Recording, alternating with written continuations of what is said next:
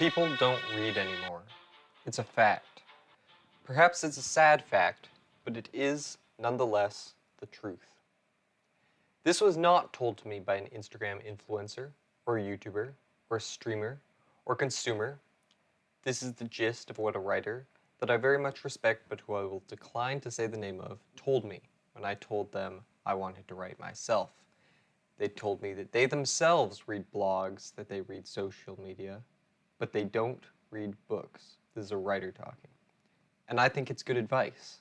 Screenwriting, video game writing, etc.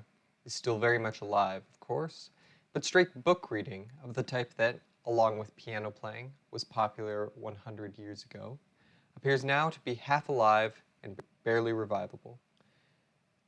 At the same time, there is a type of guilt that permeates through modern society. It is a strange, unmotivating guilt that expresses itself mostly through identity narcissisms and exterior compliments. I myself am an avid and, some might say, addicted reader. My addiction is to the point where I smoke a pipe. This isn't a euphemism for anything. I literally smoke a pipe.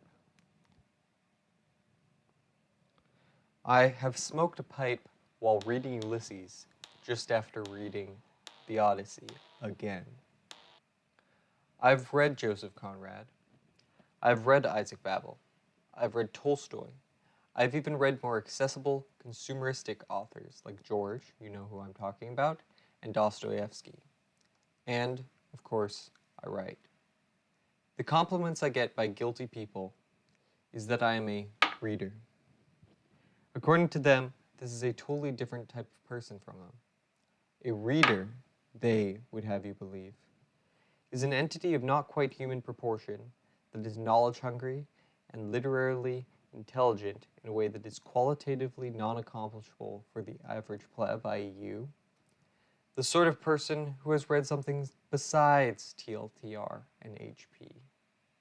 I like money. Don't let the, if I have anything to do with it, demonetized and de-sponsored state of this channel confuse you. And thus, I don't want to define my channel's audience. In fact, for those of you who are literarily inclined, I will explicitly try to have something of value for you in all of my videos, just for the extra grift. But if I know the average YouTube viewer, of whom I am, myself, a redeemed specimen, you probably haven't read that much. You probably haven't read the Stoics, or the Greeks, or Nietzsche, and in these times you almost definitely haven't read any of the great literary fiction authors to any great extent. You probably feel some guilt about this.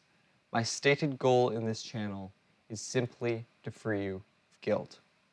I want to create a library of literature reviews that are accessible, meaning in this case in video form, and of sufficiently literary content to quench your guilt and keep you coming back for more, creating a guilt/review dopamine cycle that keeps you both only slightly less informed than the slaves of previous eras, in other words, a massive improvement, and hopelessly addicted to my channel.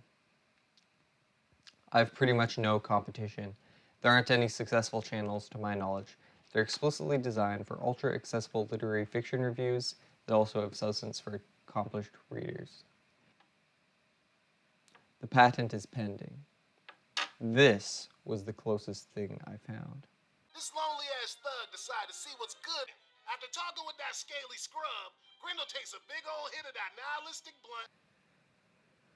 For those of you who are not in the well-read club and have the attention span of chimpanzees, stop watching here. There is nothing behind the curtain, and the last 2 minutes or so, I haven't checked how long it takes to read this part, is probably just me plugging my Patreon or trying to sell a book or something. So, this is the end of the video, okay? 3, 2, 1. Okay, maybe you found my mission statement clunky, or the comedy too pretentious and unsubtle, but let me say what the purpose of my channel is now off script. I think that the purpose of any review channel, secretly, is just to get the audience of the reviewer to consume the art, typically. If it's a good review, it will have to be a review of something that is artistic. to get the consumer to consume that art. And this is no different here. I mean, you could say that one of the things that has been impacting the massive rise of video games lately is just how many very competent video game reviewers there are that are very good at making their audiences consume the same art as them. And this is no different. I want to get people to read the books that I love.